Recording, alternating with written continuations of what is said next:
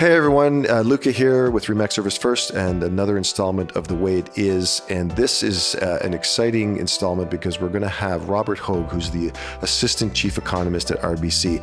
And I just want to say a special thank you to my local rep here at RBC, Connie McVeigh, without whose help and assistance this couldn't have happened. So it was with her connections and follow through that we were able to get Robert here on the program today. And so I just wanted to say a special thank you to Connie for assisting in that. Thanks again. I am very pleased and delighted today in a very timely fashion to have with me as my guest, Robert Hogue, who is the Assistant Chief Economist at RBC. Robert is a member of the Macroeconomic and Regional Analysis Group with RBC Economics Research. He is responsible for providing analysis and forecasts for the Canadian housing market and for the provincial economies. His publications include Housing Trends and Affordability, Provincial Outlook, and Provincial Budget Commentaries. In his functions, he is frequently called to comment on the economy, both internally within RBC and externally with clients and the media. Mr. Hogue joined RBC in May 2008 after spending 15 years with another Canadian financial institution as a senior economist specializing in industrial analysis. At the outset of his career, he spent 4 years as an economist with Ontario Hydro, where he specialized in industrial and macroeconomic analysis. Mr. Hogue holds a master's degree in economics from Queen's University and a bachelor's degree from Université de Montréal. Well, very high pedigree, and so that makes it even doubly exciting to have you here, Robert, because we're talking to the right guy, especially given today. And I guess we'll get rid of the elephant in the room, which is the Tiff Macklin's 50% or 50-point basis hike in interest rates. So let's talk necessary, not necessary. Happy to hear your thoughts. So. Oh, in terms of necessary, yes, we do think it was necessary.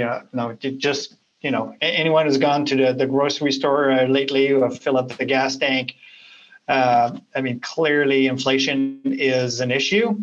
Inflation is more of an issue than most of us thought just a few months ago, and clearly more of an issue that the Bank of Canada thought just a few months ago. So clearly, the Bank of Canada has to act. Now, just like a little bit of a step back here. The Bank of Canada's primary mandate is stable inflation, and stable inflation defined as around 2%. And with inflation now pushing to the 6%, next week we'll have the more recent numbers probably will go above 6%. So clearly we are well above what the Bank of Canada is targeting. And well above what is desirable for the economy at large. So it's not surprising that the bank is now, and had started back in March with a quarter of 1% increase. Now today it announced a half of a percent increase, and clearly signal that it's not done yet. And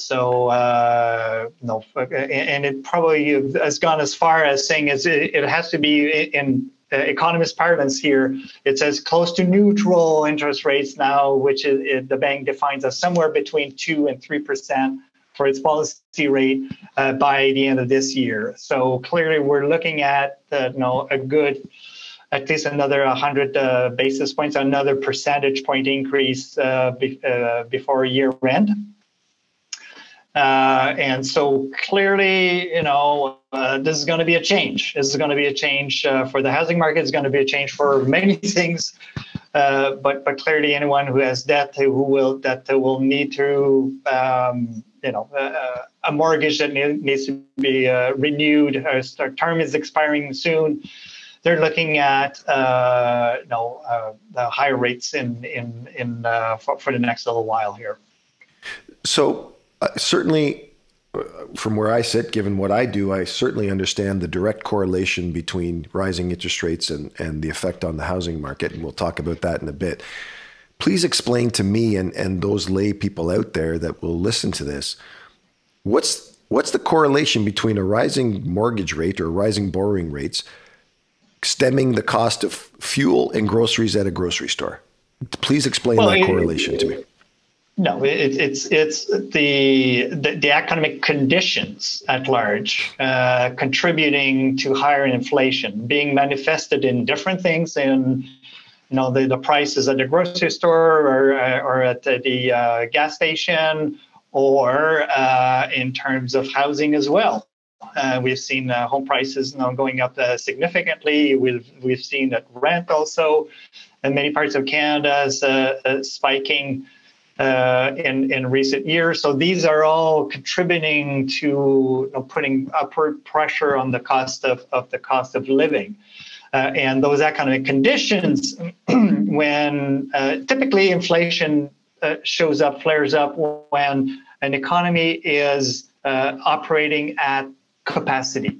Think of a firm, of a company that's a manufacturer that has a certain capacity to produce. And then as long as they're producing below that capacity, then they can take on contracts and they can do some business. And the moment they've got more orders that they can actually produce, this is when they say, well, now let's have the market set things up here.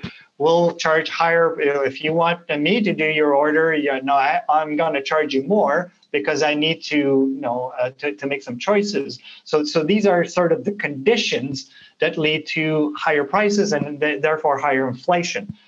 Right now, through COVID, we've seen tremendous support coming from governments as well as the central bank. Now, let's go back here to the spring of 2020, when, let's start with the Bank of Canada here. The Bank of Canada cut its overnight rate in very short order to 0.25%. So in my book, I call that zero. Basically, it cut interest rates to zero so that it really helps businesses and Canadians to lower the cost of borrowing and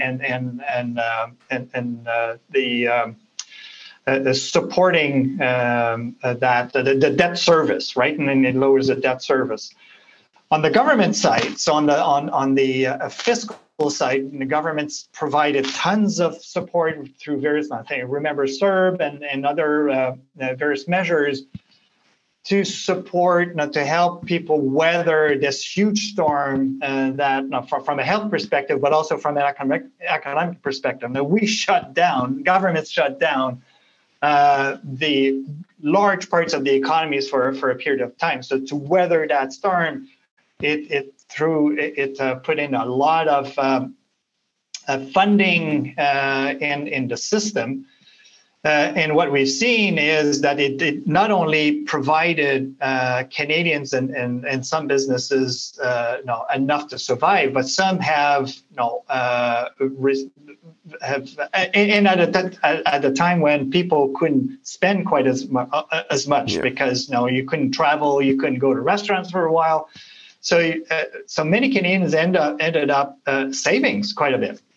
And so they piled up that savings, and then things started to open up again. Then they started to consume. So household consumption really ramp up in 2021. And so all this to say that now, in terms of how strong demand is out there relative to the Canadian economy's capacity to respond to that demand, that balance has tipped. Now, there's more. And the Bank of Canada today has been as explicit as say, Canada is moving into a surplus demand situation, which is clearly inflationary. This is where you're saying, well, you're in the real estate business. That's an excellent sort of microcosm to explain the dynamics of when you got too much demand relative to supply. You end up with bidding wars, right? So extrapolate that into other sectors. Think of autos, like the auto. If you go to a dealership, there's very few cars in the lots because of supply chain disruptions, and demand has spiked. Prices are going up really rapidly. As a consequence, there's this imbalance between demand and supply. And this is all what the Bank of Canada has to address now. So I guess too, though, and I don't know what the percentage would be, and I dare say it could even be tracked or given as a statistic, but supply chain issues because of COVID, and even now because of the things going on in the world, i.e. Ukraine and other conflicts and everything else. I mean, those were the largest contributor to date to why we are where we are. I think, what you just described in terms of coming out of COVID and people had all this extra disposable income now saved up because they couldn't spend it. Obviously, that exacerbated the pressure on the supply chain issues. But I mean, I dare say that you can't keep rising rates to catch up to make good, like to make the supply chain issues go away, because the supply chain issues are going to continue to exist, right? Correct. So, but the higher interest rate will tamp down demand and will work towards balance. I mean, again, let's call them what the Bank of Canada calls neutral interest rates. So let's call them normal levels of interest rates, which now is estimated somewhere between 2% and 3%. So this is the level that ultimately where the central bank wants to be. This is the sort of level that neither stimulate the economy or restrain the economy. This is where once you reach full capacity in the economy, this is sort of the level of interest rates are. So the starting point was 0.25%. We are now at full capacity. So from a monetary policy, interest rate policy point of view, we still have extremely stimulative, even at today at 1%, we still had very stimulative levels of interest rate for the economy. Right. So what the Bank of Canada wants to do is very, very quickly now remove that stimulus coming, because we know Canada's economy, I'm not saying that every sector is perfect, it's doing fine, but in aggregate, the overall economy is there. We are bumping up against capacity issues, so we're there.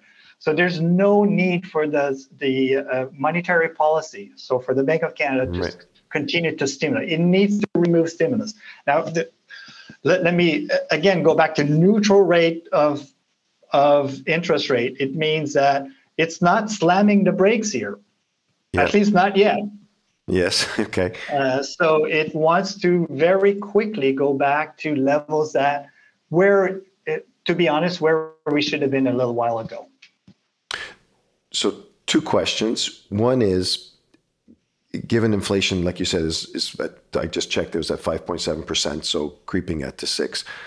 Given today's interest rate, how soon before we see a direct effect in terms of the inflationary rate dropping, in your experience? How much time does it take to flow through? Typically, interest rate policy takes 9 to 18 months to have its full effect. Okay. It works with that's why I said the Bank of Canada should have started this earlier, because it takes time for those things to really have an impact on the bank and other central banks. By the way, it's not just the Bank of Canada, had been fairly upfront about pushing the limits here in terms of what traditionally has been done in terms of maintaining exceptionally low levels of interest rate relative to what the need was in the economy. So clearly the bank leaned on the side of letting the economy run hotter because of all the uncertainties and including more recently the Russia's invasion of Ukraine. Because all of that, there was a lot of uncertainty. The bank wanted to make sure that the economy was not at risk of falling into recession again or weakening too much. So it really pushed the envelope here. And now, in hindsight, it looks like it pushed a little too much. Yeah. And now it's trying to bring things back to where they should be. So the prime lending rate has been increased. So now, if you can comment on how that directly affects the retail sector of the banking industry, meaning mortgage rates or interest rates. So what's the correlation in terms of an increase there? Is there an aggregate increase, or do the institutions just decide we're going to raise them this much, or does it fall in lockstep? Okay, a couple things. I mean, the link for financial institutions is in the cost of funding, and so with the Bank of Canada raising short-term rates, like overnight rates, so it's a rate. It does affect financial markets. And what you will see, as you just mentioned, like the prime rate of banks, for example, they move pretty much on a one-to-one basis with what the Bank of Canada says. Well, within hours, you'll see the prime rates going up by the same amounts we've seen in past, the slight differences, but I think roughly speaking, I think it's fair to say it's about a 1-for-1 increase. So, and this ultimately will translate into the variable rates that will go up pretty much instantly. We've seen it in early March. Variable rates had gone up, and they will go up again. Now, for fixed rates, so for the mortgage market, I mean, those are the funding comes from from longer term, like from bond yields. When financial institutions go and fund those mortgages and go in financial markets and bond markets, I should say there are different ways, but including bonds, issuing bonds. And bond markets had been anticipating an increase in the Bank of Canada rate and the Federal Reserve in the U.S. I mean, this is all international. So that's why you've seen fixed rates, for example, 5-year fixed rate mortgages having already gone up quite substantially, especially since early fall. And so those have gone up basically because financial markets had anticipated what the Bank of Canada did today and will continue to do over the coming many months. So the increase is already pretty much baked in for 5-year rates. I mean, we're still expecting further increases, but most of the increase is behind us by now.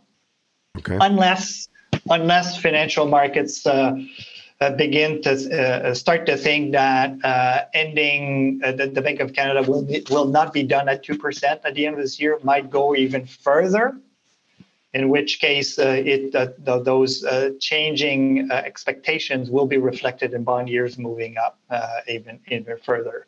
But at this point, I think financial markets might be anticipating a little bit more in 2023 from the Bank of Canada, but most of the increase in the Bank of Canada is baked in the current rates. So, and given this neutral rate, because I was listening to the CBC earlier, and they had reported on that and saying that that's sort of the goal, to get to this neutral rate.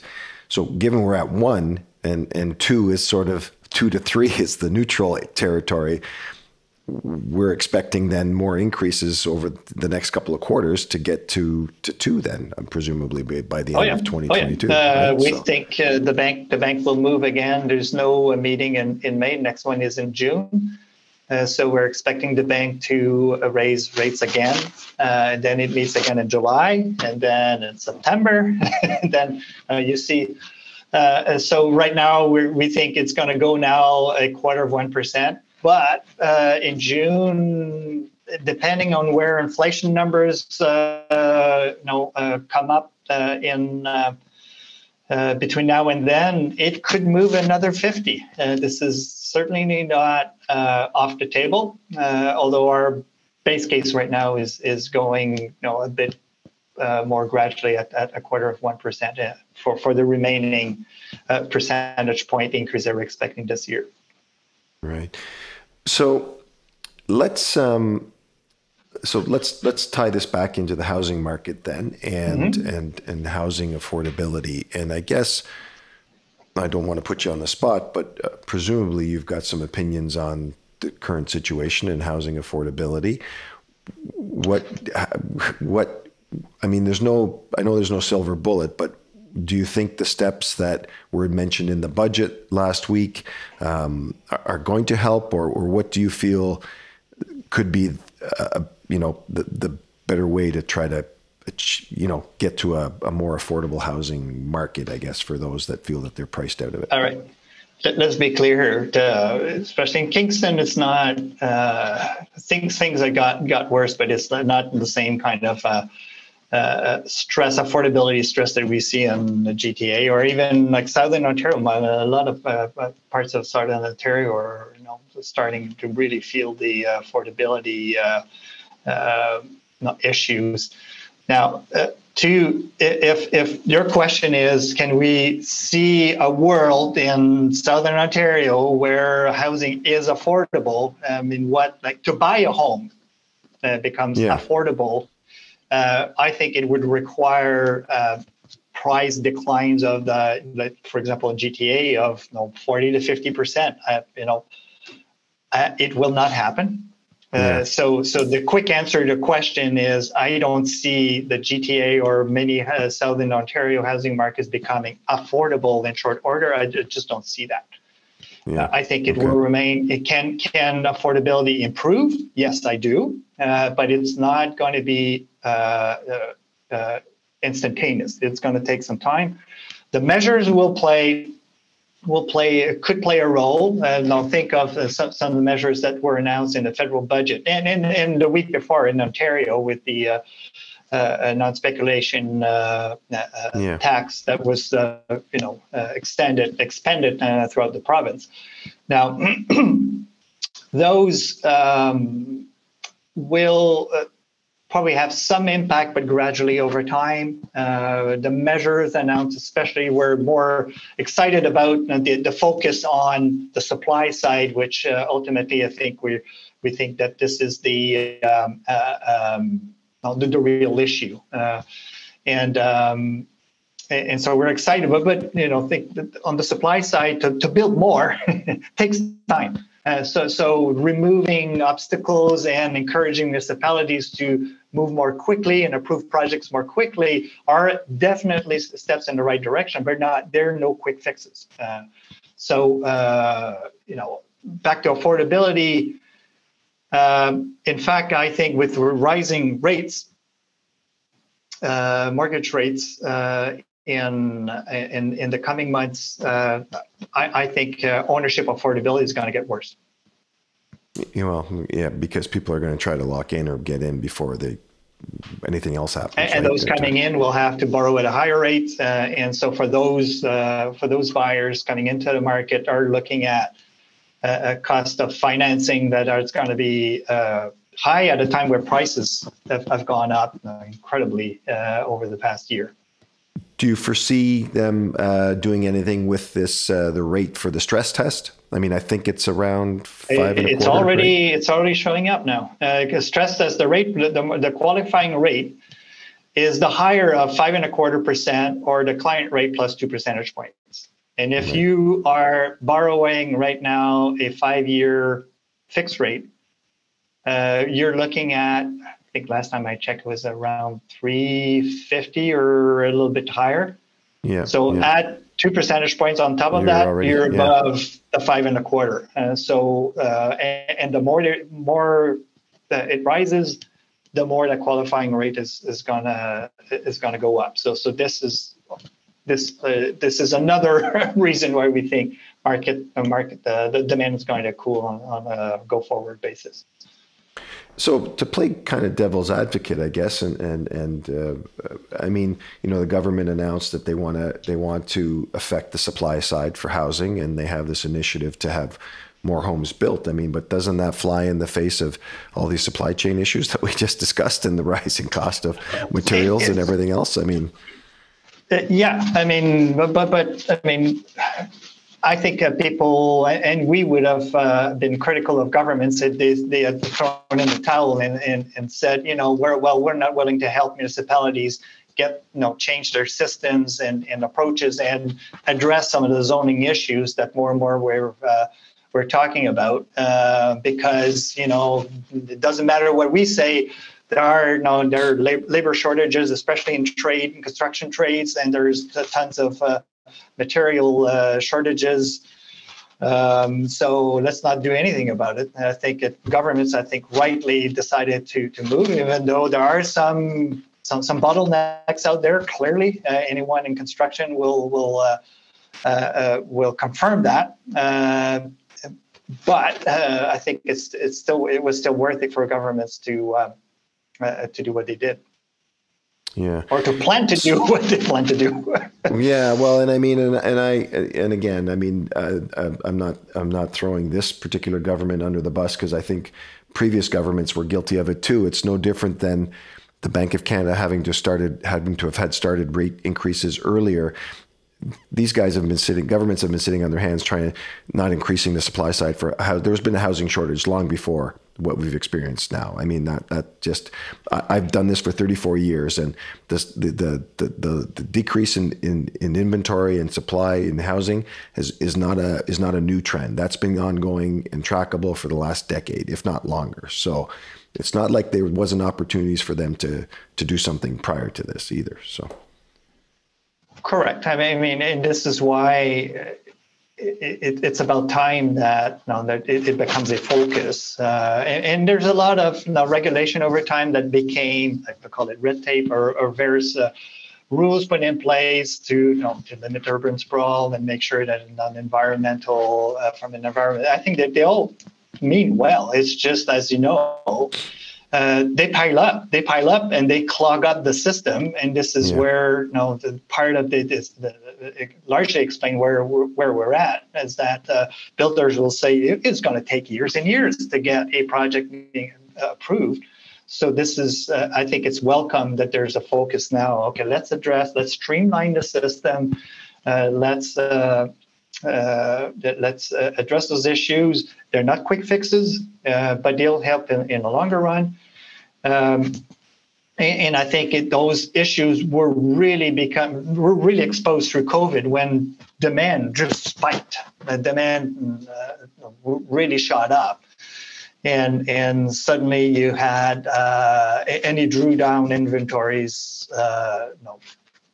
at a remarkable pace. So now we are at a market. I'm sure you're seeing it day in, day out, with very little inventories out there. It's true in your region. It's true across most of Canada. Inventories are incredibly low. They're maybe starting to pick up a little bit, but they're still historically low.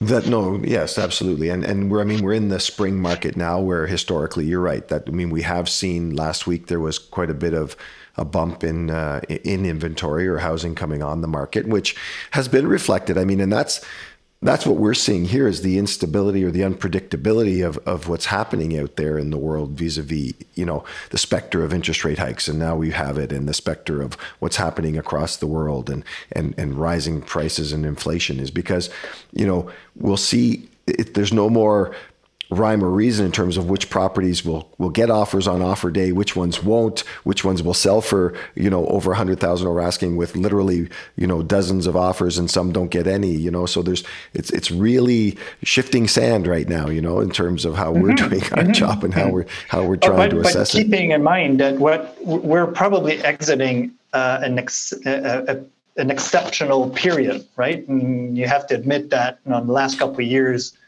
we're absolutely crazy. A market that's probably going to become less predictable over the next little while, and then hopefully we'll kind of settle down into a more kind of a new normal, something that's not for folks like you, who have a better sense of what value is out there. Well, you're right. So let's talk about the demand side, because that's the part that's always just amazed me, I guess, in the sense that, again, for as long as I've done this, and I started in the late 80s, early 90s, and in the 90s, you couldn't give a house away. I mean, there was more supply than demand, and it took like 120 days for a house to sell, and da-da-da-da. And now we're obviously, the pendulum swung all the way the other way. But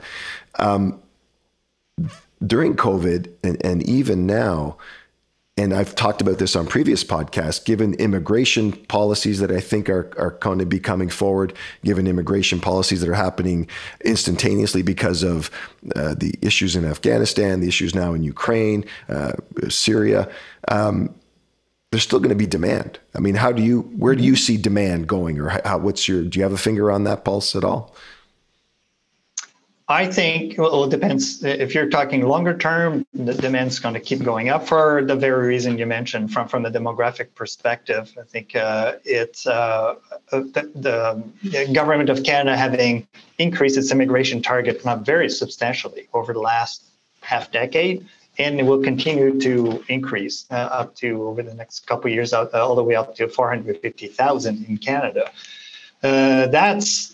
That's going to maintain quite a bit of demand, of new demand to grow the housing stock. Now, whether newcomers decide to buy or rent, to me, at the end of the day, it put pressure on the housing stock. People will need a place to live. Now, if you ask me where demand is going over the next year, I would say it's likely to cool, knowing where it's been. Yeah. It's always about the starting point here. It's coming from record high levels. I'm sure you've never seen. I'd be shocked if you ever seen that many buyers out there and willing to spend that much, or pony up on offer day and reach some crazy amount. So given that starting point, I think things are gonna cool.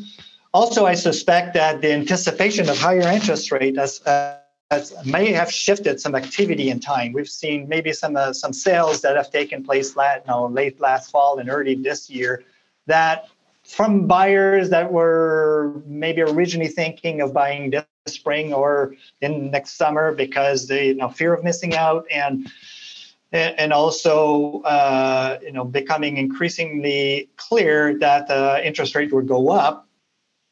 They were thinking, well, if we wait, another 6 months, it's going to become prohibitive for us to borrow. So let's buy now before prices increase even more. So I think we're going to enter a period where the activity that had been displaced back in time there might be a little bit of a lull.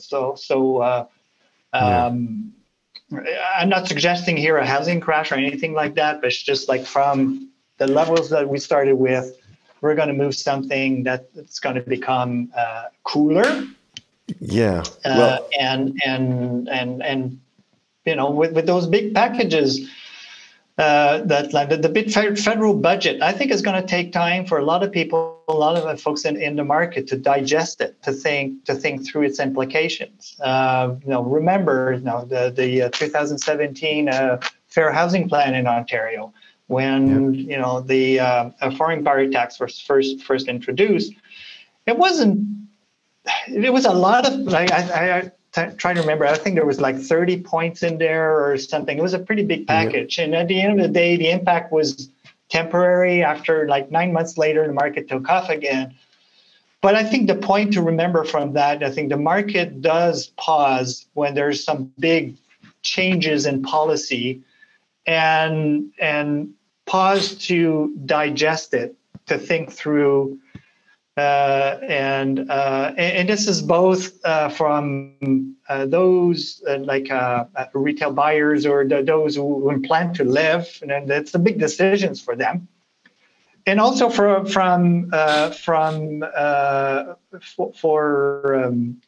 investors. They're probably a bit more. Some of them, at least, are probably a bit more strategic. They may try to see if time to market.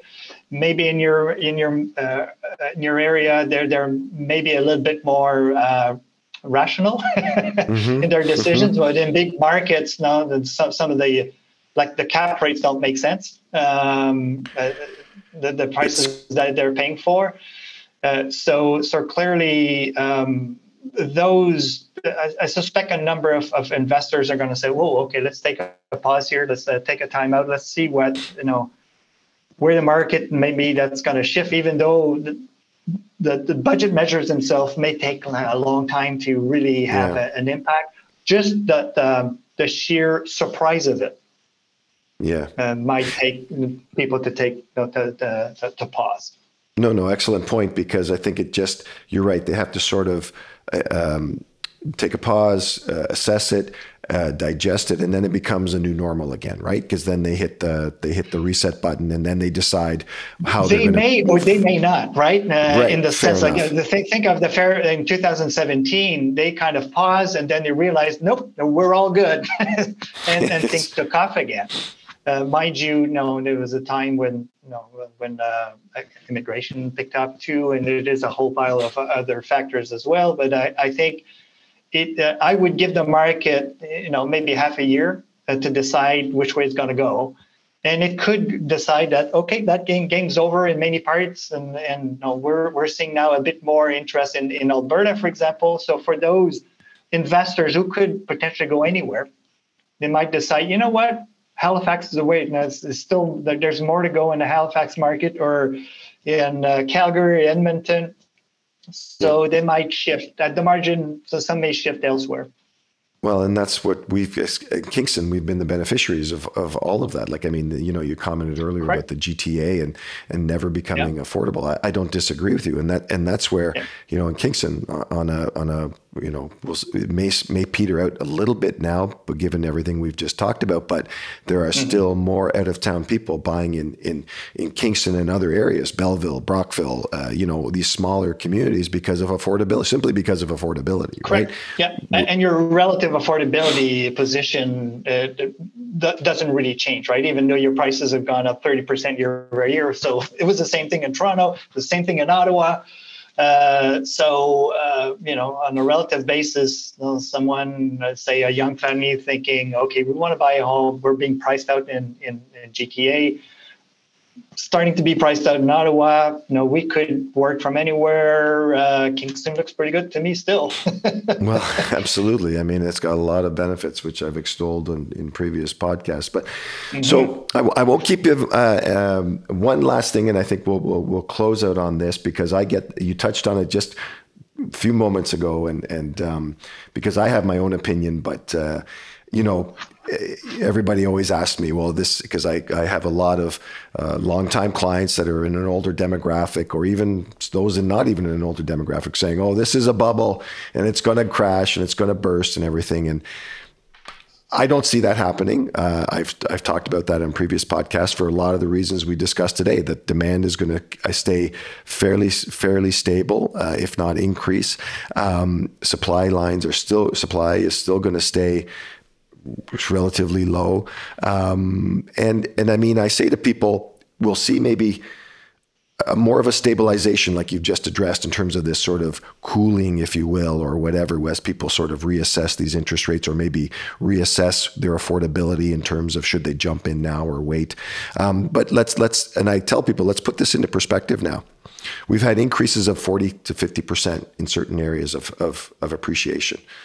If that drops by 50%, we're still seeing double-digit appreciation, which previous to this, Kingston had experienced like 5%, 2 to 5%.